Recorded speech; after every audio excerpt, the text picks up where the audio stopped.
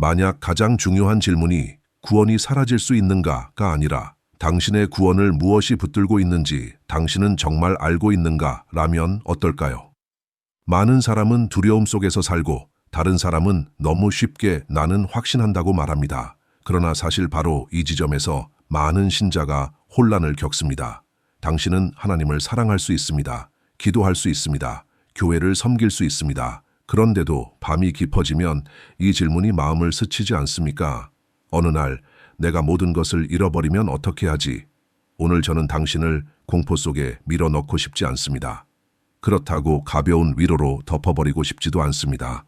오늘 우리는 함께 당신의 구원을 정말 붙들고 있는 것이 무엇인지, 원수가 손댈 수 없는 것이 무엇인지, 그리고 많은 사람이 알지 못한 채 헷갈려하는 지점을 살펴보려 합니다.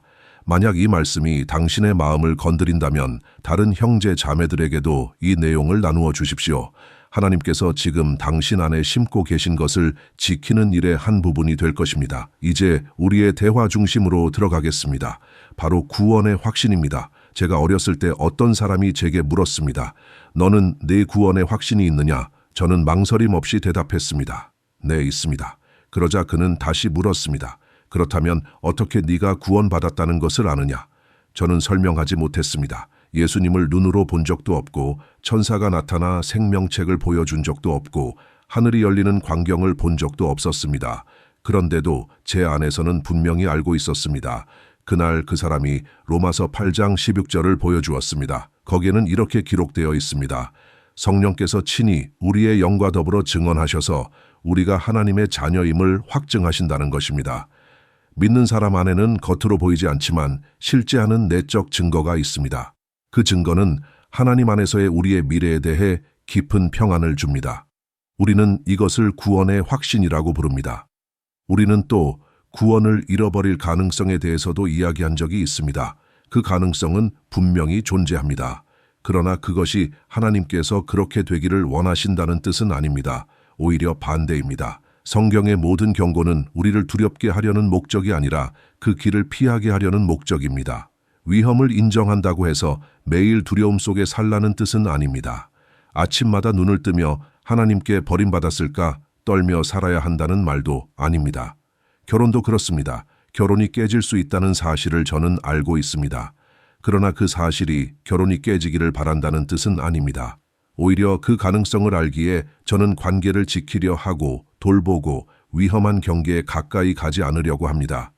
이와 같이 구원을 잃을 수 있다는 경고는 우리를 짓누르기 위한 것이 아니라 하나님께서 맡기신 것을 소중히 지키게 하려는 것입니다. 구원은 하나의 과정입니다. 시작이 있고 과정이 있고 완성이 있습니다. 그 안에는 하나님의 부분이 있고 우리의 응답이 있습니다.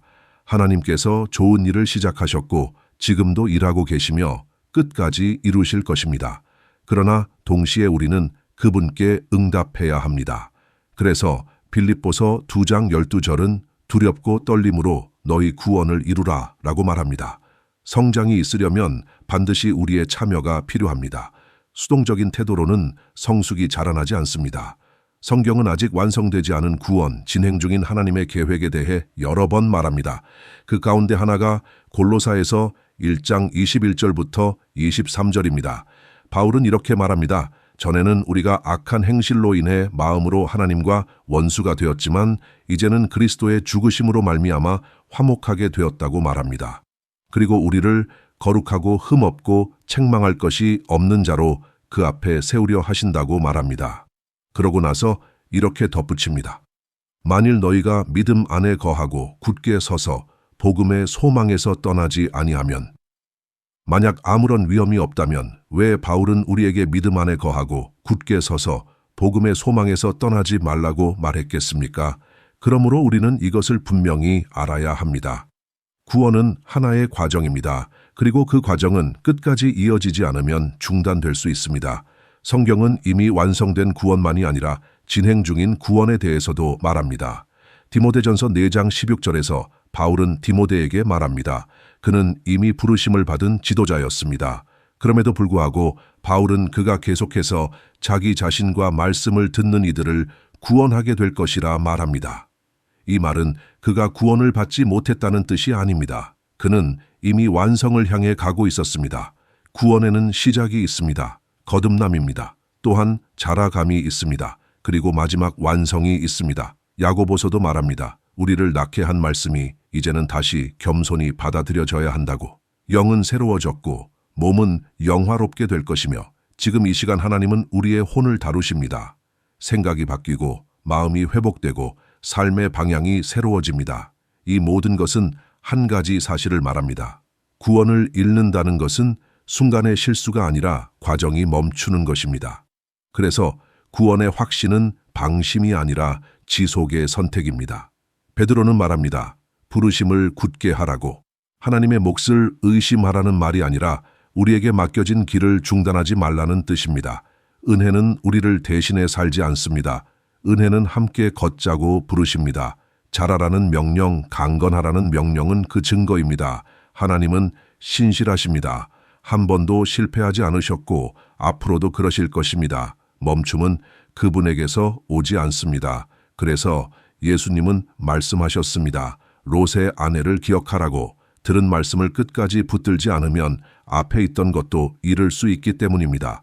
그러나 성경의 마지막 메시지는 두려움이 아닙니다. 소망입니다. 히브리서는 말합니다. 우리에게는 영혼의 닻이 있다고. 그 닻은 튼튼하고 안전하며 이미 예수께서 들어가신 곳 휘장 안에 고정되어 있습니다. 우리는 떠돌 필요가 없습니다. 두려움 속에 살 필요도 없습니다. 부르시는 하나님이 붙드시는 하나님입니다. 그리고 지금의 고난은 장차 나타날 영광과 비교할 수 없습니다. 하나님께서 계속해서 당신의 시선을 앞에 있는 것들로 이끄실 때 그분은 지금의 고통을 무시하시는 것이 아닙니다. 다가올 영광이 지금의 어려움보다 더 크기 때문입니다. 성경은 피난처에 대해 말합니다. 바람과 폭풍 속에서도 머물 수 있는 곳. 그러나 성경은 보호만 말하지 않습니다. 소망을 말합니다. 베드로는 살아있는 소망을 말했고 바울은 하늘에 쌓아둔 소망을 말합니다. 예수님의 다시 오심은 복된 소망입니다. 우리는 소망 안에서 구원을 받았습니다. 믿음은 지금을 붙들고 소망은 앞을 바라보게 합니다. 이 두 가지는 함께 걷습니다. 히브리서는 말합니다. 이 소망이 영혼의 닻이라고. 그 닻은 이미 예수께서 들어가신 곳 휘장 안에 단단히 고정되어 있습니다. 하나님 편에서는 배신이 없습니다. 이제 남는 것은 세 가지입니다. 구원은 과정이라는 사실, 영혼의 닻이 있다는 사실, 그리고 성도에게는 안전이 있다는 사실입니다. 당신은 자신의 구원에 대해 확신할 수 있습니다. 말씀은 말합니다. 영생은 이미 주어졌다고. 당신이 스스로 관계를 끊지 않는다면 이 과정은 계속됩니다. 그래서 우리는 안식할 수 있습니다. 예수님은 말씀하셨습니다. 아무도 그분의 손에서 우리를 빼앗을 수 없다고. 환난도, 핍박도, 어떤 능력도 하나님의 사랑에서 우리를 끊을 수 없습니다. 유일한 가능성이 있다면 그것은 사람 스스로 떠나는 것입니다. 하나님은 당신을 붙들지만 억지로 묶어두지는 않으십니다. 우리는 하나님의 사랑에 인질로 묶여있는 존재가 아닙니다. 하나님은 억지로 우리를 붙들고 계시지 않습니다. 자유가 있습니다. 그래서 사탄의 공격은 하나님의 손에서 우리를 빼앗는 것이 아닙니다. 그는 그렇게 할 수 없습니다. 공격의 방향은 언제나 마음입니다. 실망하게 만들고 의심하게 만들고 스스로 떠나게 하려 합니다. 그러므로 우리는 혼란에 빠지지 않아야 합니다. 고통 속에서도 우리는 여전히 하나님의 사랑 안에 있습니다. 그리고 그 자리에서 떠나는 것은 하나님이 아니라 우리의 선택입니다. 성경은 말합니다. 하나님의 자녀는 하나님의 영의 인도하심을 받는 사람들입니다. 성령께서는 우연히 주어진 분이 아닙니다. 그분은 인침이자 보증입니다. 이 인침은 한순간의 사건이 아니라 지속되는 관계입니다. 성령께서는 구원이 시작되었음을 확인하시고 그 과정이 계속되게 하십니다. 그분은 우리 안에서 증언하십니다. 우리가 하나님의 자녀라고. 이 내적인 증거는 구원의 확신에 있어 매우 중요합니다. 만약 확신이 없다면 불확실 속에 살도록 부름받은 것이 아닙니다. 말씀으로 돌아가야 하고 하나님과의 만남이 깊어져야 합니다. 다른 길은 없습니다. 우리는 성경의 선언을 믿고 성령의 증언을 의지합니다. 성령께서 우리 안에 계시다면 이 과정은 이미 시작되었습니다. 아직 완성되지는 않았지만 무너지고 있는 것도 아닙니다. 그러므로 구원의 상실 가능성을 말해도 우리는 두려움에 살지 않습니다. 오히려 깨어있음과 소망 안에 거합니다. 구원은 하루 사이에 사라지지 않습니다. 오랜 방치 속에서 약해지는 것입니다. 그러나 말씀과 권면으로 그 방치는 막을 수 있습니다. 이 말씀이 지식으로만 끝나지 않기를 바랍니다.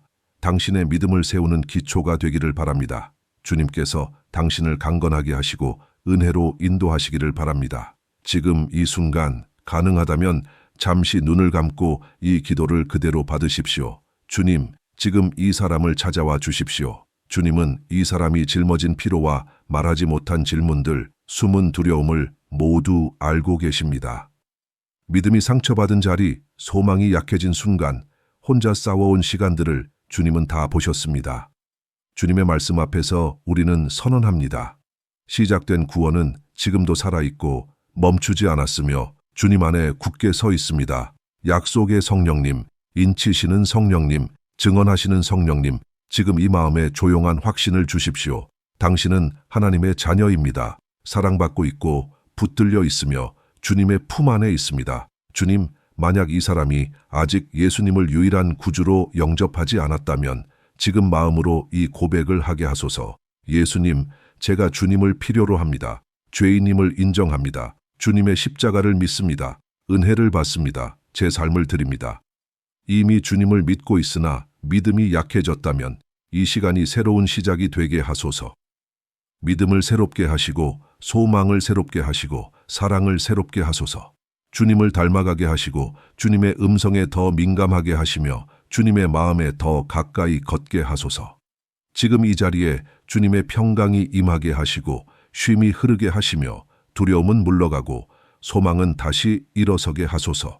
우리는 주님을 신뢰하며 주님의 신실하심 안에서 안식합니다. 이 말씀이 당신의 마음에 닿았다면 다른 형제 자매들도 이 말씀을 들을 수 있도록 도와주세요. 채널을 구독해 주시고 가능하다면 이 말씀을 지지해 주세요. 이를 통해 더 많은 사람들이 하나님의 말씀 안에서 쉼과 소망을 누릴 수 있을 것입니다.